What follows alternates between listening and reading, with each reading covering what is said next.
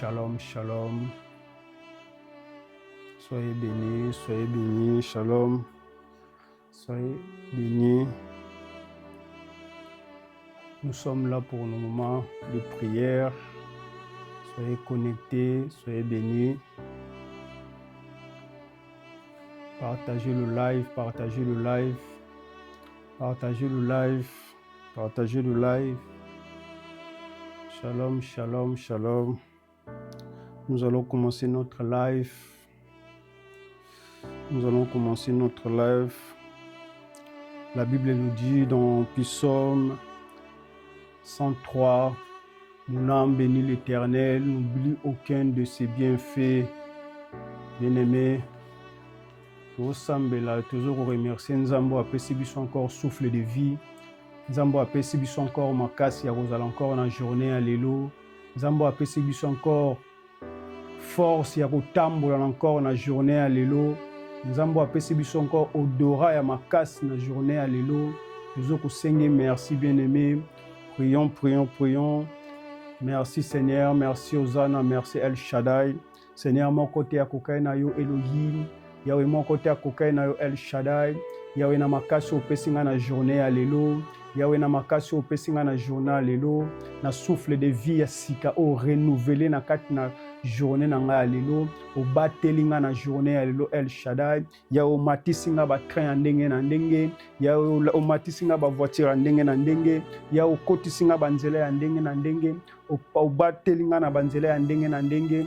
Yahweh na sengi o merci Adonai. Parce que ta parole nous dit mon âme n'oublie aucun de ses bienfaits Adonai. Yahweh na bolam oyo salinga na journée ya lelo. Yahweh na tikali kobosa na ta mon côté Adonai. Yahweh na force oyo pesinga o permettre que ba membre nyonso ya corps nanga El Shaddai. Yahweh e bouger Elohim. Yahweh na sengi o merci na nyonso Shilo. Yahweh na sengi o merci na nyonso Zana. Yahweh na sengi o merci na nyonso. Yahweh o batelinga o épargner o nyonso zaki mauvaise nouvelle na kati ya bomo inanga. Yahweh o batelinga o épargner o nyonso zaki danger na kati na nzela na nga. O nyonso zaki ba piège. Yahweh na sengi o merci. Yahweh na journal lelo osali ke nazala mannequin ya bonzambe na yo. Yahweh osali ke nazala témoignage ya bonzambe na yo. Yahweh na sengi o merci na nyonso Shilo. Yahweh zwa lokumu na nyonso. Yahweh zwa lokumu na nyonso. Yahweh tenga na kati ya cortège ya ba vivant. Yahweh na sengi o merci El Shaddai. Yahweh na sengi o merci Elohim. Yahweh na sengi o merci Adonai. Yahweh osali ke nazala ambassadeur na journée ya lelo. Yahweh na sengi o merci El Shaddai. Yahweh kumba ma libela na libela Shilo. Yahweh netola ma libela na libela El Shaddai. Comme dit ta parole, mon âme n'oublie mon âme béni l'Éternel, n'oublie aucun de ses bienfaits. Yahweh na koiko bossa na bolamo yo salinga Adonai. Yahweh ba membre nyonso corps na ngai bando ko bouger te. Seigneur nazalaki inconscient na butu El Shaddai. Mais nzambo yeb na bo oxygène na bo nzambe na yo. Yahweh pesi oxygène ya sikana kati ya bomo inanga. O permettre ngana la mukana tongwa lelo. O permettre ngana kende musala El Shaddai. Yahweh permettre que na journée à lelo ya lundi na gêné. Yahweh na sengi encore merci El Shaddai. Yahweh na sengi encore merci Elohim. Yahweh bele balamuki me ba ko kitata lokolo na bango na sete Adonai. Mais nzambe yo tindi oxygène na bonzambe na kati ya corps na nga Adonai. O permettre que ba membre nyonso ya corps na nga e bouger Elohim. Yahweh na kumisio na sanjolio peut-être ozali le roi des rois Adonai. Seigneur ozali médecin par excellence Adonai. Yahweh ozali constructeur par excellence El Shaddai. Yahweh pendant na lalaki na butu mais nzambe yo kotisinga na garage ya bonzambe na yo El Shaddai. Yahweh o réparer o nyonso ezalaki ko fonctionner soute na kati ya bomo inanga. Yahweh na sengi o merci na nyonso Shilo. Yahweh na sengi o merci Adonai. Na tango na lamuki Adonai. Yahweh na komi ya sika. Yahweh na komi ya sika. Yahweh na sengi oka merci na bolamu oyo sali na nga. Yahweh na bolamu oyo sali na nga. Yahweh sanjolama. Bien-aimé prier. Yahweh bien-aimé oko zanga ko senga ko remercier nzambe te. Oko zanga ko remercier nzambe te. Na bolamu oyo sali na journée lelo. Na nzela yo tamboli. Omona ki ba accident salami. Mais nzambe a permettre que ba problème wana ekutana na nzela ekutana na pembe na yote. ekuta na vie na yo te, épargne na ba danger nyonso, épargne na ba circonstance nyonso. Bien-aimé, ozango osenga nzambe merci te, ozango osenga nzambe merci te. Na maladi oyo ozwaki bazelaki te yo kufa, mais nzambe asali yo bolamu, épargne ba maladi wana, épargne ba problème wana. Yawe to bien-aimé, to sengaka nzambe merci, to sengaka nzambe merci. O asali biso bolamu ya kokoma ba mannequin na tongo alelo, na journée alelo, ya kozana le parfum de bonne odeur ne, o eza souffle de vie, o eza souffle de vie, parfum o esilaka te, parfum o ye moko ayaka augmenter ngo, o yaka augmenter ngo na kati ya bakor na biso. To sengaka nzambe merci na oxygène ya sika te na kati ya corps na biso, na réparation ya sika sa ko réparer na kati ya corps na biso, na liste d'appel o asali ko pesa biso tozana tondima présent na journée à lelo, parce que tant tozaki na butu, tant tolalaki, tozalaki déjà ba mort, tokufaki déjà, tozalaki inconscient, tobosanaki o nyonso lekaki hier, tobosanaki o nyonso lekaki na journée à dimanche, tobosanaki nyonso, mais na tongo ya kotisi biso na butu, ya kotisi biso na garage ya bonzambe na ye, apesi biso oxygène na sika, abandi ko réparer eloko moko piesi moko na kati ya corps na biso. Donc tolamuki na tongo, tomoni ke na comme naza en bonne santé, na moni ke na opema, na moni ke souffle de vie a sike na kati ya bomoi nanga, a renouveler encore quelque chose ya nouveau na kati ya vie nanga. Bien-aimé, to sengaka nzambe merci, nzambe asali biso encore bolamu, nzambe asali biso encore bolamu, nzambe asali biso encore bolamu, ya komona encore lundi ya lelo, ya komona encore lundi ya lelo, ya komona encore moya lelo. To sengaka nzambe merci, to sengaka nzambe merci, parce que baba ete olamuka te, mais nzambe a brisé ba parole wana nyonso, a brisé ba parole wana nyonso, a pesi biso oxygène ya sika oya kolamuka na tongo lelo. To sengaka nzambe merci na bolamu oya sali biso, na bolamu oya sali biso, na bolamu oya sali biso, na bolamu oya sali biso. Yawe kumba mana nyonso, Yawe kumba mana nyonso, Yawe kumba mana nyonso. Comme dit ta parole, mon âme bénit l'Éternel, nous oublie aucun de ses bienfaits, Adonai. Yahweh na kobosa na bolamu no mokote, Yahweh na kobosa na bolamu no mokote, Yahweh na kobosa na ta mokote, Adonai.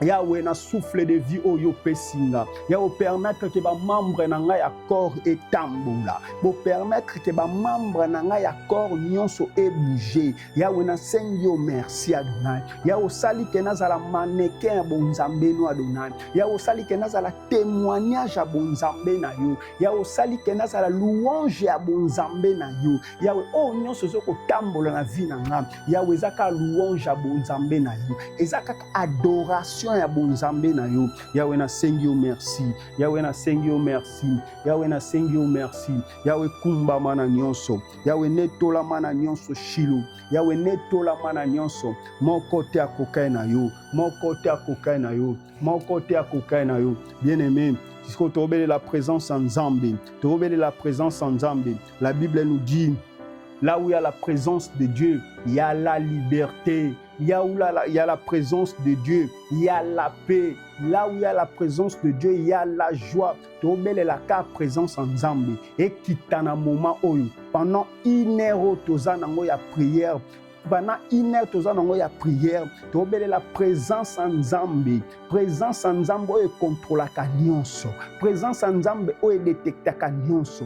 Présence en Zambie où peut s'accaper. Que tes présences n'est habitée na kati na biso. Tobele li tobonde la kombo na Yesu Masia. Seigneur, que ta présence règne dans ce lieu. Seigneur, que ta présence règne dans ce lieu. Seigneur, que ta présence manifeste dans ce lieu. Seigneur, que ta présence El Shaddai. Yahweh tobele li présence na yo Elohim. Yahweh présence ne kataka ba chaîne Adonai. Yahweh présence ne kataka ba condamnation. Yahweh présence na yo e détectaka nyonso ya mabe El Shaddai. Seigneur, que ta présence règne dans ce lieu. Seigneur, que ta présence règne, que ta présence manifeste Adonai. Yahweh manifeste tobele li présence no Elohim. Yahweh présence no Adonai. Yahweh présence no place memaka pena ba vie na biso Adonai. Yahweh tobele li présence présence, non, Adonai. Seigneur, sans ta présence dans ma vie, Adonai, Seigneur, ma vie n'a pas de sens, Adonai. Yahweh, présence, non, eza conducteur, yabo moinanga, Adonai. Yahweh, présence, na yo, Yahweh, zande conducteur ya vie na Adonai. Yahweh, jasa zangaki présence nous na vie, Adonai. Yahweh, vie na yezalaki sous na sensité, Adonai. Yahweh, na beleli présence nous na moment oyo. Yahweh, na beleli présence nous na vie na nga. Yahweh, na beleli présence nous na life oyo. Seigneur, que te batonios ba otala. Batonios ba olanda life. Yahweh, na beleli présence na yo, Seigneur. Seigneur, régner na moment oyo. Yahweh, régner na moment oyo. Yahweh, to beleli présence na yo. Yahweh, zala conducteur na biso. Yahweh, présence na yo El Shaddai. Yahweh, zala conducteur na biso. Yahweh, moment oyo exhortation ya prière El Shaddai. Seigneur, zala guide na biso, Adonai. Yahweh, zala guide na biso El Shaddai. Yahweh, tete présence na yo, Adonai. Yahweh, e régner. Yahweh, présence na yo e régner. Yahweh, présence no etambusa biso, Adonai. Yahweh, présence no bandoko diriger biso, Adonai. Yahweh, présence no pesaka limo éclairaka, Adonai. Yahweh, que te présence na yo e bandoko éclairer na kati ya ba vie na biso. Yahweh, que te présence na yo e bandoko éclairer na kati ya ba vie na biso. Yahweh, présence na yo e bandoko éclairer El Shaddai. Yahweh, place molili ezalaki. Yahweh, place o biso to bandaye komona te. Yahweh, mena présence na yo o eza lumière. Yahweh, na présence na yo o eza lumière, Adonai. Yahweh, bandoko éclairer. E bandoko éclairer Elohim. Yahweh, bandoko éclairer. Yahweh, tobeleli présence na yo. Seigneur, manifeste-toi. Seigneur, manifeste-toi, Adonai. Seigneur, manifeste-toi, Adonai. Seigneur, manifeste-toi, Adonai. Seigneur, présence nous epesaka pe El Shaddai. Seigneur, présence nous epesaka pe Elohim. Seigneur, présence nous elongolaka condamnation El Shaddai. Seigneur, présence nous elongolaka fatigue, Adonai. Seigneur, présence nous elongolaka ba problème, Adonai. Seigneur, présence nous kataka ba chaîne, Adonai. Yahweh, présence nous eza lumière. Yahweh, tobeleli lumière na yo. Yahweh, éclairer ba vie na biso. Yahweh, lumière na yo Elohim. Éclairer ba vie na biso. Yahweh, lumière na yo. Yahweh, éclairer ba vie na biso. Seigneur, que ta présence domine. Seigneur, que ta présence ebandoko dominer na kati na nga. Seigneur, présence ne bandoko dominer na kati na nga. Yahweh, présence ne bandoko dominer na kati na nga. Yahweh, na beleli présence na yo Elohim. Yahweh, na beleli présence no El Shaddai. Yahweh, na beleli présence na yo Elohim. Yahweh, na tambola na présence na yo. Yahweh, zala conducteur ya vie na nga. Yahweh, zala conducteur ya vie na nga. Yahweh, zala conducteur ya vie na nga. Yahweh, zala conducteur ya vie na nga. Yahweh, yo muto yebaka place stop eza. Yahweh, yo muto yebaka place radar eza. Yahweh, yo muto yebaka place céder les passages eza. Yahweh, zala conducteur ya vie na nga. Seigneur, à chaque fois nazwaka responsabilité ya vie na nga, Adonai. Yahweh, na salaka toujours berrer. Na salaka toujours berrer. Mais Seigneur, na présence na yo. Yahweh, yo muto za conducteur. Yahweh, yo muto za conducteur. Seigneur, que ta présence règne dans ma vie. Seigneur, que ta présence règne. Que ta présence domine, Adonai. Yahweh, que tes présences na yo éclairer vie na nga. Yahweh, présence na yo éclairer nzela musala na nga. Yahweh, présence na yo éclairer foyer na nga. Yahweh, présence na yo éclairer mwasi na nga. Yahweh, présence na yo éclairer bana na nga. Yahweh, présence na yo éclairer ndako na nga. Que ta présence, Adonai, éclairer libota na nga. Yahweh, présence na yo pesaka mutu pe, Adonai. Yahweh, présence na yo El Shaddai. Yahweh, emema pe na kati ya libota na nga. Yahweh, présence na yo emema pe na kati ya vie na nga. Yahweh, que ta présence domine, Adonai. Yahweh, to beleli présence na yo. Yahweh, na beleli présence na yo ebandoko dominer. Ebandoko dominer. To belela ka présence en Nzambe. Ebandoko dominer na vie na biso.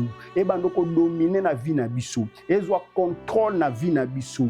Ezwa contrôle na vie na biso. Présence en Nzambe bandoko zwa contrôle. Présence en Nzambe bandoko zwa contrôle. Que te surface nyonso ngana tambolaka. To beleli présence en Nzambe. E bandoko dominer na endroit wana. Surface tunga na tambolaka. O ngana tsaka makolo na nga. Que te présence en Nzambe.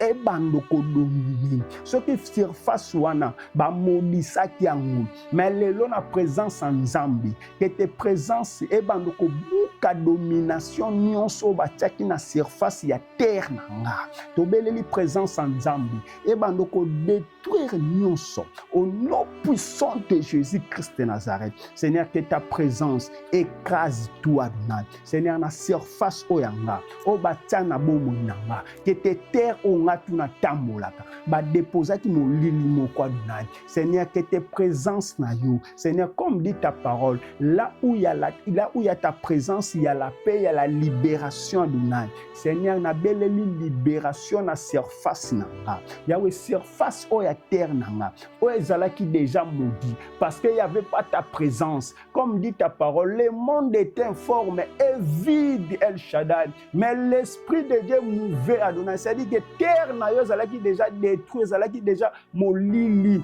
parce que présence en Nzambe ezalaki wana te. Le tobele la présence en Nzambe ekota même tina bandako na biso ekota tina ba vie na biso que tes présence en Nzambe e bandoko dominer na kombo na Yesu Masia tobondeli que tes présence en Nzambe que na mabelo ongana niataka que mabelo ongana niataka chaque jour na place ongana lala chaque jour na vie ya bana na ba kenaka classe na vie ya mobali na nga kenaka musala na vie ya mwasi na nga kenaka musala que te mabele tu ya niataka place batiaki molili babi ke mabele wana eza mabela bénédiction te pona yi parce que molili ezalaki wana tant que molili ezalaki wana semence malamu ko bota te mais na journée alléluia lundi na journée alléluia lundi que tes présence en Nzambe e bandoko déraciner nyonso ebandoko déraciner nyonso o batiaki na nzela na yo na terre na yo o batiaki na terre na yo ebandoko zala déraciner au nom puissant de Jésus-Christ de Nazareth. Yahweh contrôle ya mabele na biso. Yahweh contrôle ya mabele na biso. Yahweh contrôle ya mabele na biso. Yahweh contrôle ya ba projet na biso. Yahweh contrôle na nyonso.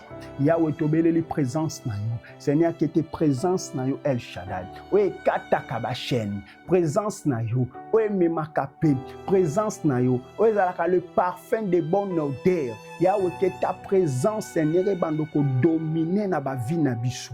Que ta présence bandoko dominer na ba vie na biso. La Bible dit, l'Esprit du Seigneur est sur moi, car il m'a oint pour annoncer la bonne nouvelle. C'est-à-dire, quand il n'y a pas l'Esprit de Dieu en toi, c'est-à-dire que vine aux alaka na ba mauvaise nouvelle.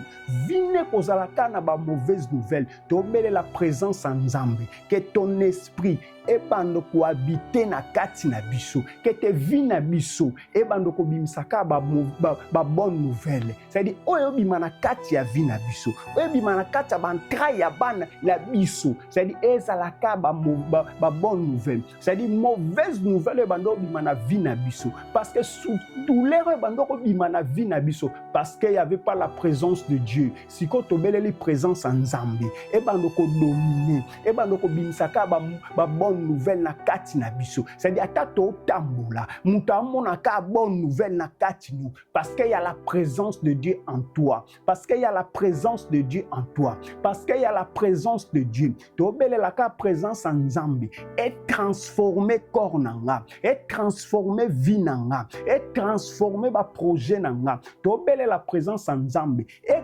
kota même na ndaku e bandoko sala transformation na ye Adonai. Tobele li présence en Nzambe, présence ne bandoko renim, présence ne bandoko renim, présence ne bandoko renim, présence ne bandoko renim. Et ça la transformation, et ça la transformation na ba vie na biso. Place bonne nouvelle ezala quitter et apporter bonne nouvelle, et apporter bonne nouvelle. Comme dit sa parole, l'Esprit du Seigneur est sur moi car il m'a oint pour annoncer la bonne nouvelle. Parce qu'il n'y avait pas la présence de Dieu en toi. Vino zaeka ba mauvaise nouvelle. Vino zaeka koyoka ba mauvaise nouvelle. Na kobimisaka ba mauvaise nouvelle. Toye bisasko Nzambe. Que l'élo, Seigneur, rentre dans ma vie. Seigneur, rentre dans ma vie. comme dit sa parole. Je me tiens devant ta porte. Si ton temps m'envoie, n'endurcis pas ton cœur. C'est-à-dire qu'on kangela sous nzambe porte te. Toi tsaka que lumière na yo ekota na vie nanga. Seigneur, yo salaka onyo soza na poso sa na vie nanga. Seigneur, sala ménage oza na poso sa na vie nanga. Yahweh kota na vie nanga.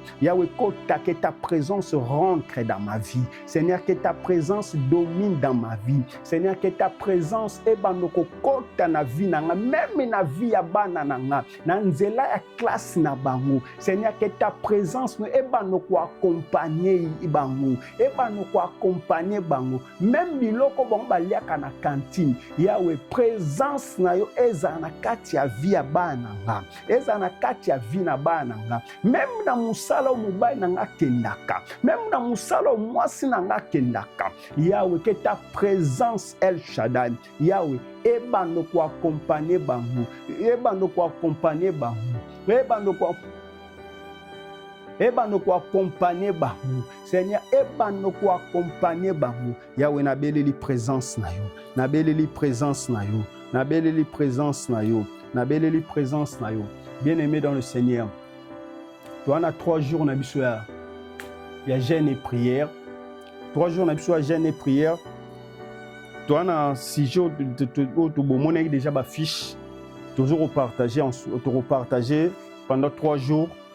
Thème na biso ils na thème na biso ils na 1 Pierre 7 1 Pierre 5 pardon verset 7. Thème na biso déchargez-vous sur lui de tous vos soucis. Déchargez-vous sur lui tous vos soucis. C'est-à-dire déchargez-lui tous vos soucis. C'est-à-dire ba problème na biso nyonso ye kaka muto azana capacité ya omemango. Déchargez-lui tous vos soucis. Ye muto ana c'est-à-dire ye muto azana souci ya omema ba problème na biso. Déchargez-vous sur lui. Lui c'est qui? C'est l'Éternel. Lui c'est qui? C'est l'Éternel. Notre thème c'est déchargez-vous sur lui de tous vos soucis, car lui-même il prendra soin de vous. Il prendra soin de vous. C'est-à-dire, comme on parle de lui c'est qui? C'est l'Éternel. C'est-à-dire, moutou azaka capable de décharger, moutou azaka capable de même charge nabiso ezaka yé l'Éternel. C'est-à-dire, babi décharger. C'est-à-dire, yandima me mané problème na yo. Mais yandima me mané problème na yo. Mais problème wana yandima me mango. Mais yo follow banayi.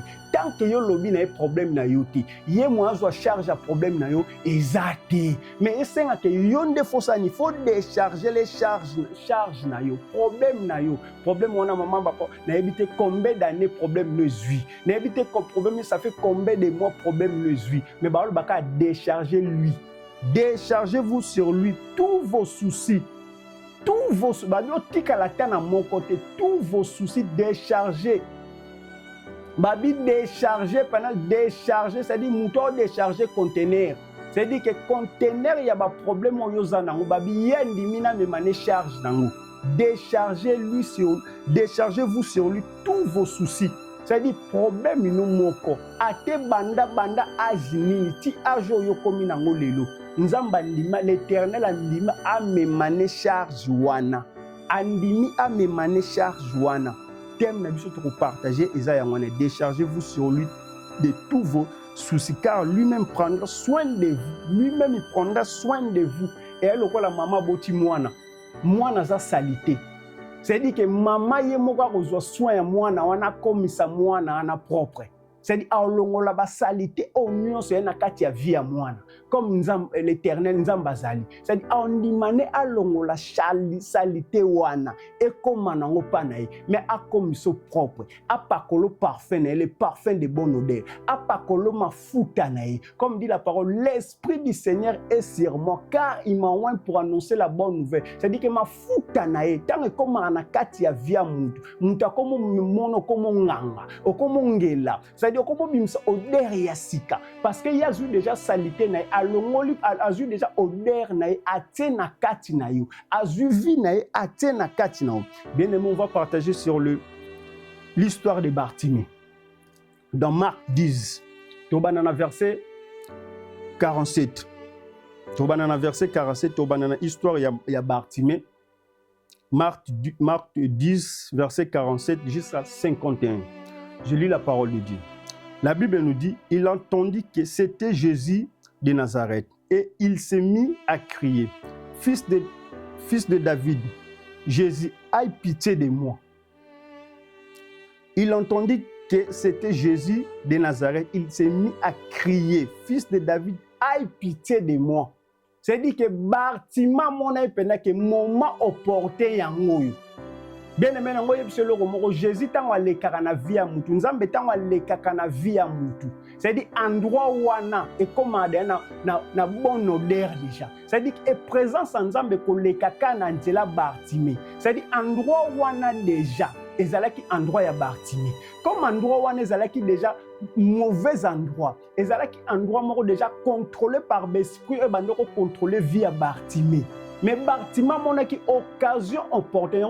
Je me tiens devant ta porte. Si ton temps m'avoue n'endirci pas ton cœur. C'est-à-dire endroit où on est comme déjà ndako ya Bartimée. C'est-à-dire Bartimée endroit où on a komaki déjà référence.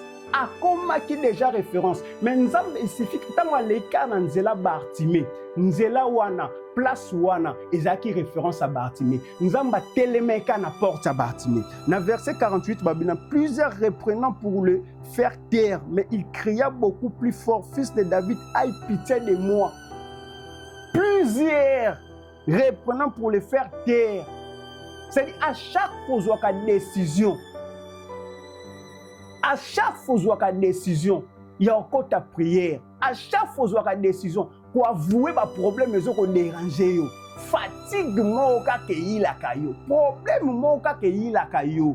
C'est-à-dire plusieurs. C'est-à-dire que batuwana batia problème na kata corps na yo. C'est-à-dire baolinga kutu tek okuta na moment wana ya délivrance. C'est-à-dire o avouer problème wana longwana. Plusieurs reprenaient le faire taire. C'est-à-dire que ba pongi eye. Yo moment ka ngoko ta prière pongi eye. C'est-à-dire plusieurs wana azana kata pongi.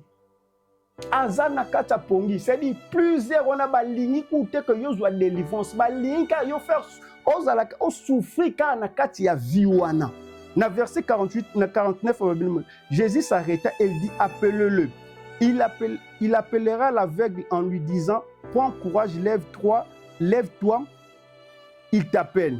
L'aveugle jetant son menton. Mais le problème est là qu'il y a verset 48. Jésus s'arrêta, il dit appelle-le. Il appellera l'aveugle. C'est-à-dire que problème na yo. C'est-à-dire que batu bosani kombo na yo. C'est-à-dire que problème na yo remplacer kombo na yo. C'est-à-dire que problème à Bartimée, ezalaki Bartimée. Mais batu bando benge sous Bartimée te. Mais batu ba comme ko bengi kaka aveugle, comme ki référence ya ba vie ya batu. C'est-à-dire problème na yo comme déjà référence ya ba vie ya batu. C'est-à-dire que batu ba mono ko bota souté. Il faut pas benga yo Martinique, il faut pas benga yo Gisèle, il faut pas benga yo Saint-Tiche, ba benga sou na kombo na yo te. Mais ba ko benga stérile. C'est-à-dire ba ko benga célibataire. C'est-à-dire que na ville wana ba célibataire, na ndako wana célibataire. C'est-à-dire ba changer na identité na yo. À cause ya problème oyozanango. À cause ya problème oyozanango. Ya on a thème na biso to ba déchargez-vous sur tous vos soucis. C'est-à-dire à cause ya souci yozanango et comme en référence et comme identité na yo. Tant qu'on décharge au fur et à mesure, batu ba komi ko habitué na yo. Ba komi ko habitué na kombo na yo. Ato lobili kamunini o comme référence à par rapport ya problème non. Te yazaka na maladie ya sida. Yenenge azawana ayaka munene te. C'est-à-dire ba bosani na kombo no. Yenenge azawana célibé la taille. Yenenge azawana mibali ba kimaka ye. Yenenge azawana avanda kana libala te. C'est-à-dire ba bosani na kombo na yo. Ba pesio kombo ya malade oyo faire souffrir yo souci oyo faire souffrir yo ba commission identité na yo place ba zu komba Bartimée ba longoli ba commission kombo ya aveugle à cause ya malade oyo azalaki nango à cause ya souci oyo azalaki nango. Jésus 49 Jésus s'arrêta et dit appelle-le. Il appellera l'aveugle en lui disant prends courage, lève-toi. Il t'appelle. L'aveugle jetant son manteau. L'aveugle jetant son manteau. c'est-à-dire que Bartimée tchatamboulaka wana azalaka na problème aveuglement te mazalaki so na problème ya manteau mais ya eloko yo sepelaka nango eloko wana nzoko nde mutu ezofaire nuire yo ezofaire détruire vie na yo c'est-à-dire que manteau oyo azalaki nango des années tomona baclochard c'est-à-dire akangamaka ne pantalon mo ate komisali te alingi kokoyeba nzela lavage te ata pantalon ebimaso alingi kokomona nzela lavage te nzoko nde eloko ya olata wana ebebisa réputation na ye c'est-à-dire que Bible dit que Bartimée levant son manteau c'est-à-dire Bartimée alongoli manteau na ye jetant son manteau c'est-à-dire des années Bartimée bandoko zwa puissance ya kolongola manteau na ye te pourquoi Bartimée bandoko zwa puissance ya kolongola manteau na ye parce que terre oyo azalaki wana ezalaki déjà neutralisé na l'esprit yango tomona verset 48 baloba plusieurs les reprenant pour le faire taire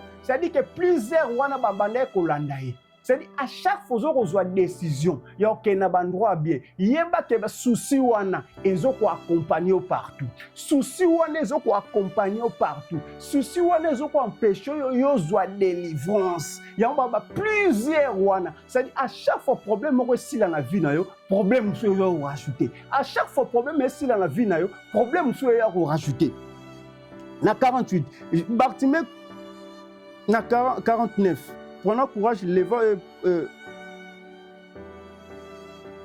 non, 50, pardon. 50. L'aveugle jetant son manteau. C'est-à-dire avec la voix qui manteau naïe. C'est-à-dire que manteau comme qui fardeau. Bible ton Dieu ordonne que tu sois puissant. C'est-à-dire que Nzambe tant wakoti na vie na yo, a perso puissance mo o tikala kozana na kati ya vite. C'est-à-dire que des années, Bartimée force wana zalaki na honte. Parce que manteau wana komaki emana kati na vie na ye. Célibat wana komaki déjà emana kati ya vie na ye. Stérilité wana komaki déjà emana kati ya vie na ye. Souci ya stabilité komaki déjà emana kati na vie na ye. Yango muteza malade. Malade yo batia na kati ya nzoto na oh qui ceci la raté à chaque fois ordonnance à cause ya manteau balati sayo pourquoi parce que force kolongola maladi wana ya kozwa décision lelo nga fato kabwana bouson o fato kabwana ordonnance oyo que ordonnance o batie na kati ya corps na nga il faut elongwa ordonnance o batie na kati ya vie na nga ordonnance o il faut elongwa ekoki kokole vie na nga mobimba te ekoki kokole vie na nga mobimba te Bartimée tant Jésus lekina parce que tikaki déjà Jésus akota na ndaku na ye akota na ndroit na ye akota na ndroit na ye Jésus tant akoti na ndroit na ye ça dit il faisait tout ça dit Bartimée nyonso comme na facilité nyonso comme na facilité c'est-à-dire comment longola comme ko décharger ozaki lourdeur na kati ya vie na ye o tozonga na piso na verset na biso de base ya thème na biso de déchargez-vous sur lui tout sur lui l'Éternel. Tant qu'on décharge ba problème te ngana yoka na nga soni na kokoloba ba problème na ngate mama ba veste wana etika lolongo te tant yo zui décision ko longola vraie délivrance ezalaka conscience ya mutu délivrance ya non te faut pas prier pour na yo délivrance ya vie ya mutu ezana conscience c'est dit conscience à Bartimée à sala que non na telemaka awa endroit et comment déjà référence à vie nanga même GPS batiaka na voiture ba bi que na place wana Bartimée telemaka place wana aveugle wana telemaka même GPS et ba ki place Bartimée telemaka tant qu'on une décision à vie na yote tant qu'on une décision à vie na yote délivrance et ko salamate vraie délivrance et sa conscience ya mutu. C'est-à-dire, il faut avoir conscience, Bartimée, que vie, on a vivre, ça fait des années. Ça fait des années, na balité, na botité, moi, na telo, côté, moussala, rien. Na comme ka vie à dépense, na dépense à ka, na dépense à ka, na dépense à ka, na comme référence. C'est-à-dire que Bartimée, cette année, c'est fini. Cette année, il faut qu'on décharger. Bartimée, tant Jésus leki na nzela parce que Jésus tant leka na nzela mutati kaka odera malam. Bartimée comprend qu'il y a telemara awa. Mais pour la première fois, on a que parfum o eleki. Et on a battu sous sera che parfum senti pendant que faut tourner mutu na yo talai. Mais mukwana Bartimée mon a raté. Mais tant parfum nzambe leki na nzela Bartimée. Mais soit Bartimée spirituellement fouama. avait fungama physique et fungama déjà spirituellement. Il y a mon verset 47, il entendit que c'était Jésus de Nazareth qui s'est mis à crier. Il s'est mis à crier, à comprendre des parfums où est Jésus. Parfum où n'importe qui t'a tchakango. Parfum où est Jésus, n'importe qui t'a tchakango.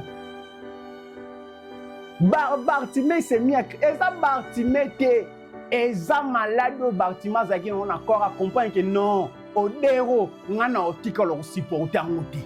Tant qu'Odero est l'équipe nanzela o. C'est-à-dire Odero est Odero mort éternel. C'est-à-dire à chaque fois on a telemara awa. À chaque fois on a telemara awa. C'est-à-dire Odero et ben donc tout fait vinanga. Et ben donc tout fait vinanga. C'est-à-dire qu'il faut à partir à l'élo. Faut natika corps oyo. Faut natika maladie oyo. Fanatique maladie oyo. Yango par là, verset ton Dieu ordonne que tu sois puissant. C'est-à-dire que ma Bartimée ezalaki déjà neutralisé. C'est-à-dire nous sommes Bartimée ezalaki déjà neutralisé. Place batu babane ko contrôlango. Bazaki sous na force au contrôlango te. Yango Bible ba ke batu wana ba oganga. Mais Bartimée ko ganga encore plus fort que bango parce que plus fort que bango ezaka Yahweh. Tout genou fléchira. Nyonso kofukama. C'est-à-dire que Bartimée na corps na ye. C'est-à-dire l'esprit sa côté qui déjà au Bible, je vous laisserai pas seul, je vous envoie le consolateur. C'est-à-dire ayaki déjà ko consoler motema Bartimée, ba benga ngo premier soin. Ayé déjà ko fait sa première soin na kati vie à Bartimée. Ouais, ça dit que Bartimée fait ce courage, il y a ko boaka manteau, il y a ko longola, il y a ko décharger les premiers soins na ye déjà. Ouais, ça là qui manteau. Oh ezalaki manteau. Oh Bartimée zalaki nango. Premier soin na ye bando ko compliqué vie à Bartimée ezalaki manteau. 50. L'aveugle jetant son manteau et se levant d'un bon vent vers Jésus. C'est un petit force à kotambula. Mais moutamon a raté. Moutamon a raté. Mais petit force à kotambula. C'est-à-dire que ba côté si Bartimée na chemin, il est le chemin de la vie. Qui Jésus? C'est-à-dire que quand ici Bartimée est dans le chemin, Bartimée a mon arrêté. Mais spirituellement, Nzamba Fungola qui est déjà mis sous Bartimée comme mon Anzela et l'obi, comme Nzela guérison. Il y a tout à l'heure. Là où il y a la présence de Dieu, il y a la liberté. C'est-à-dire que Bacheno Batiaki Bartimée. Contrôle la maladie Batiaki Bartimée, Bandoro contrôler vie à Bartimée. Jour wana, Babiloko wana nyon se zala qui brisé, katanaki na kombo na Yesu. Bartimée a force. Abandi ko tambola. Orientation nzambe bandi ko diriger na nzela na chemin na ye. C'est-à-dire muto ko arrêter Bartimée zala ki soute. Force moko soute zala ki likola Bartimée. C'est-à-dire oh wale zala ki sou Bartimée te. C'est-à-dire ekoma ki mutu mususu. C'est-à-dire l'esprit bandoko contrôler. Même blouson wana a comprendre que na komi na saison été. C'est-à-dire na été na besoin blouson te. C'est-à-dire que Jésus t'a moyen na vie à Bartimée a commis été. C'est-à-dire n'était blouson azara parce que chaleur wana okokangote. Blouson longwe parce que Jésus a commis été. Jésus a commis été na vie à Bartimée. Jésus a bois qui blouson tike na t-shirt parce que été il faut la chaleur, il faut la paix. Paix nzambe koti na vie à Bartimée. Malade ekouei, malade longwe. Kazaka ya famille kouei, sorcellerie ya famille kouei, envoûtement famille kouei. Mais qui ne loko mo tikala na vie à Bartimée. Et tikala ki na vie à Bartimée. Na 51. Bible bien Jésus prenant la parole, il lui dit: "Que veux-tu que je te fasse? Olingi nzamba sala yo nini?" Question nzamba otuna biso. Atuni nga ziko lingi nzamba sala no nini. Atuni pe biso batu to olanda direct bo lingi nzamba sala na biso nini. Tala problème ezoko déranger yo. Nzamba atuno question na moment oyo. Olingi nzamba sala no nini. Olingi nzamba sala no nini te ane ote. Semaine ote. Lelo kaka olingi nzamba sala no nini. Nzamba lobe na Bartimée te année prochaine olingi nzamba sala no nini te. Ka jour wana eya lokola mokolo baba ange bakende na ndako ya Sarah. Nzamba c'est-à-dire Sarah le moment Sarah zo koseka yeli na moment na deya ke semence azwaki déjà forme na kati ya nzoto na ye, c'est-à-dire Sarah deya koseka wana eya lokola mwasi abandi kolia déjà manga accompagne ke non semence ya sika ekoti na kati ya vie na nga. Ntango Nzambe aloba ke année prochaine na le même mois, c'est-à-dire que année prochaine wana, c'est-à-dire que semence déjà ebande kobota deya na vie ya Bartimée, ebande kobota pardon, ebande kobota deya na vie ya Sarah. Ntango Nzambe aloba na Bartimée, que veux-tu que je te fasse? C'est-à-dire que Nzambe azwe deya guérison à transmettre deya na vie ya Bartimée. C'est-à-dire qu'aveuglement déjà zaki sous la force. C'est-à-dire qu'aveuglement on est bandoko boma Bartimée pour Bartimée ça stable. C'est-à-dire que déchargement on est tikalaki ya suka on ezalaki coincé na vie ya Bartimée on ezalaki pena numéro 1 yango mona kendo kisoko bundiso on mona ka bandoki ya mikie on mona ka bandoki ya mikie on na moni entel mais ye moko mukonzi na bango tiko mona ete o mona ka mukolo ya suka on comprend pena oh ezaye mezubane ezubane ezayi eza pena yeko pezubane pe bolzalaka na ye boliaka na ye, c'est-à-dire aveuglement wana yango mute comme Job à Bartimée yango mute comme Job à Bartimée tango bato baomona ye bando mona besoin na ete parce que longolaki on a facilité, c'est-à-dire bandoko yo monaka wana okomobondeli mpo na ye baomona baona facilité bakolongwa misusu bakoya me mokonzi na bango mpo mona ye ezora bane faut avoir décision, faut conscience sinon faut ça là. Tant que conscience ne salité, nous continuons bango mona ete. Yango Nzamba ebisi Bartimée, que veux-tu que je te fasse? Olingi na sala yo nini? Olingi na sala yo nini? Question Nzamba tuni biso na lendi ya lelo, olingi na sala yo nini? Olingi na sala no nini? Olingi na sala na onini question Nzamba tuninga problème ebanda esi la kate olingi so Nzamba sala na onini problème ma famille ebanda sorcellerie ebanda complication mabota ebanda olingi Nzamba sala na onini stabilité à moussale zate bando koti sa dossier til lelo zwaka ba rejet problème ngo si la kate ba bando zo c'est dit non zo libale stabilité te mais Nzamba tunora question lingis fongana sala no nini.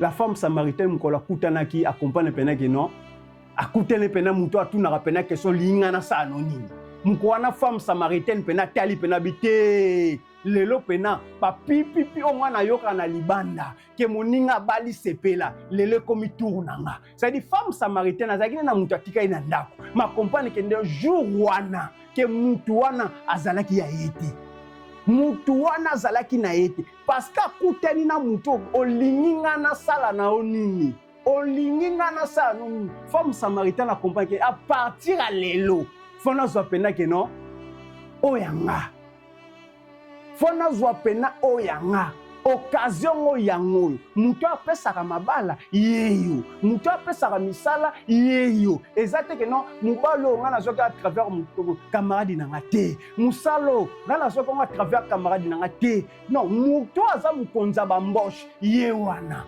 mutu aza mukonza bagence intérim ye wana Bible eloba na biso il est le rémunérateur de ceux qui le cherchent. C'est-à-dire que rémunérateur, c'est-à-dire que quand on s'en a quatre entreprises naïe, on commet déjà embauché. Il y a tant d'oiseaux comme tout, tant on t'a qu'à vine. Après ça déjà embauché, on a besoin ça d'intérimité. Après ça a embauche. C'est-à-dire que nous avons que tout na Bartimée embauche.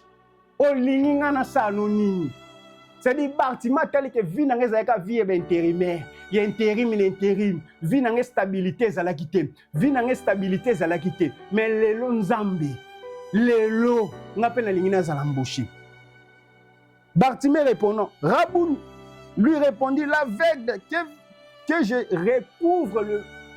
je recouvre la vie. C'est-à-dire vie à Bartimée za la aveuglement nyonso.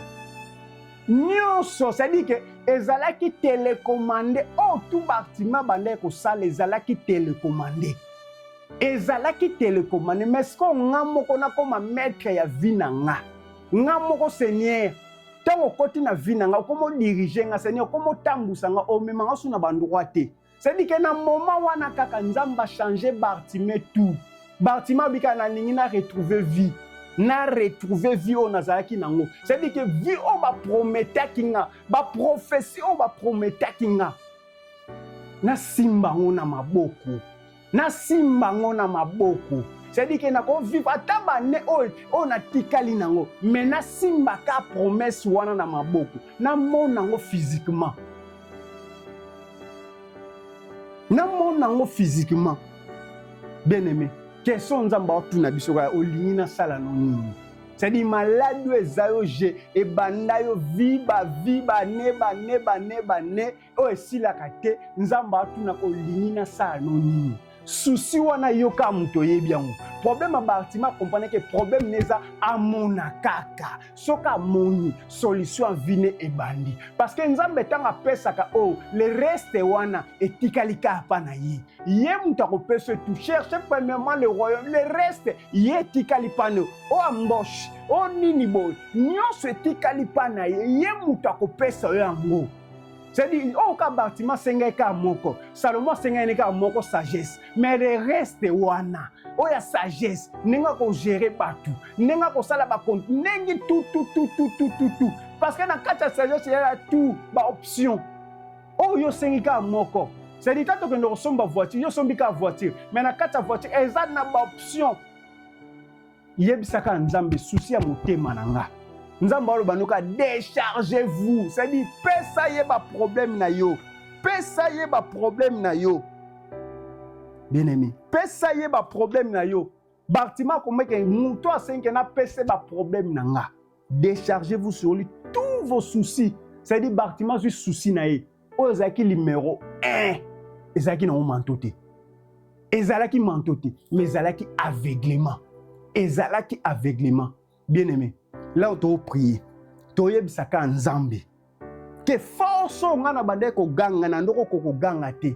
Bible ton Dieu ordonne que tu sois puissant. Na 47 nzamba pesi Bartimée puissance ya oganga. Tu yebisaka nzambe que te fardeau oyo e bomba na motema na nga. Ok motema na nga baloko zo force ya ko prier te. Tu yebisaka nzamba pesa biso force ya ko bando ko prier, ya ko bimisa valise eza na kati ya vie na biso. C'est-à-dire force nzamba ko peso yango muteza clé, yango mute ko lembisa motema na yo. E bando ko bimisa ba fardeau e bombama. Ozo ko empêcher même santé na yo. Ozo ko apporter aux maladies. To bonde na komo na Yesu. Nzambe na elonga, nzambe na bikamwa. Yawe na beleli présence na yo. Yawe na beleli force na yo El Shaddai. Yawe oye bombana na kati ya motema na nga. Yawe oye bombama na kati ya motema na nga. Yawe oye empêchaka nga. Yawe na kokoloba te. Yawe à chaque fois nazwaka décision ya kosala likambo. Yawe chaque fois nakozwa décision ya kobimisa ba problème oye bombama na motema na nga. Yawe na kokaka te. Seigneur na sengi na beleli force na yo. Yawe na beleli force na yo. Yawe na beleli force na yo. Parce que ta parole nous dit, ton Dieu ordonne que tu sois puissant. Yawe na beleli puissance à bon nzambe na yo. Yawe puissance à bon nzambe na yo. Yawe place Bartimée mona ka comme déjà fatigué. Yawe ngape na comme fatigué na ba problème ozo ko agir na kati ya vie na nga. Yawe na maladie yo. Ya ba douleur ozo ko agir na kati ya vie na nga. Yawe na ba douleur ozo ko agir na kati ya vie na nga. Yawe na beleli puissance à bon nzambe na yo. Yawe na beleli puissance à bon nzambe na yo. Yawe o neutralisaka. Yawe o neutralisaka. Yawe neutraliser na terre na nga. Yawe terre o bataki déjà comme qui endroit na nga. Yawe terre comme qui référence na nga de nga. Yawe terre wana. Yawe na beleli puissance na yo. E bando ko neutraliser nyonso. E bando ko neutraliser nyonso. Yawe bando ko buka force nyonso o contrôle ka vie na nga. E contrôle ka ndako na nga. E contrôle ka bana na nga. Yawe bando ko zala neutraliser na kombo na yo Yesu Masia.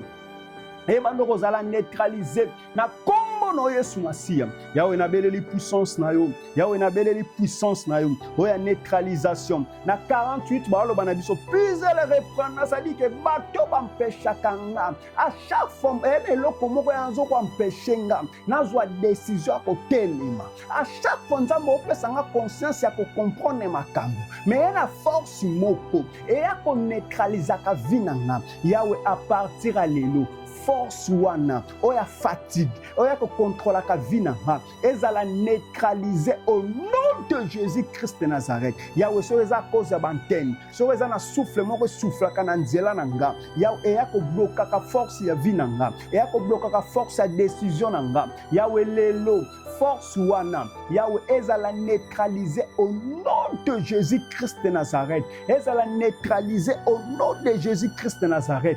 Yawe pesanga force na yo pesanga maloba na yo yawe pesanga maloba na yo yawe briser nyons ozala ka contrôle ya ba radar ko batana nzela nanga ya ba contrôle nyos batana nzela nanga o empêcher ka ngana avancer yawe ezala briser ezala briser ezala briser ezala briser ezala briser au nom puissant de Jésus-Christ de Nazareth au nom puissant de Jésus-Christ de Nazareth. Lasko toloba tobondela toyebisaka nzambe identité oyo balatisanga deja a Bartimée balongolaki kombo ya Bartimée bazwaki kombo na ye bachange kombo na ye bakomisi aveuglement kombo na ye c'est-à-dire que maladie oyo ezokofaire souffrir yo stabilité c'est-à-dire bakomisa kombo ya stabilité bakomisa kombo ke ye azaka jamais stable na vie bakomisa kombo ya célibataire ye bakomisa kombo ya chômeur bakomisa kombo nyonso ya maladie eloko ezokofaire souffrir yo ye ndenge aza wana botane te aza stérile c'est-à-dire bazwa déjà kombo moko bakomisa ngo identité na yo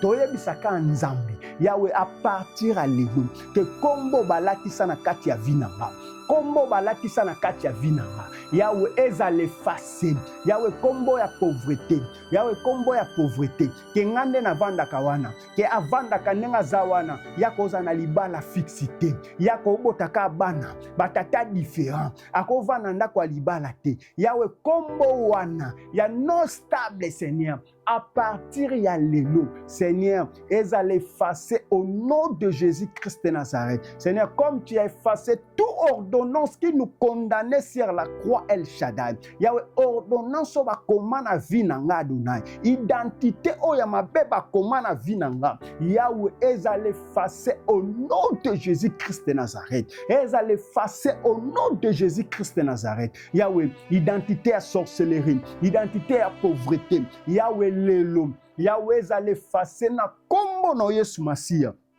ezala effacer na kombo na Yesu Masia. Bible l'aveugle jetant son manteau siko awa tobandi ko décharger o nyonso manteau ezalaki na ba vie na biso tobandi ko décharger ngo o ezalaki ko empêcher biso to avancer o bando ko contrôler biso c'est-à-dire eloko yo lingaka c'est-à-dire o linge libala mais libala malunge zate o linge loko moko ya malamu mais loko wana mute faire souffrir yo tobandi ko jeter loko wana tobandi ko jeter tango to bwatiango na kombo na Yesu to bwatiango na kombo na Yesu nenge Bartima bwakaki manteau c'est-à-dire eloko ebando ko faire souffrir ngam o ngana linga ki mingi nzoka ndezala ki condamnation en vie na nga lelo eloko wana ekweya au nom de Jésus-Christ de Nazareth ekweya au nom de Jésus-Christ de Nazareth place na yaki na force ya ko bwaka ngote mais Yahweh comme ta parole dit ton Dieu ordonne que tu sois puissant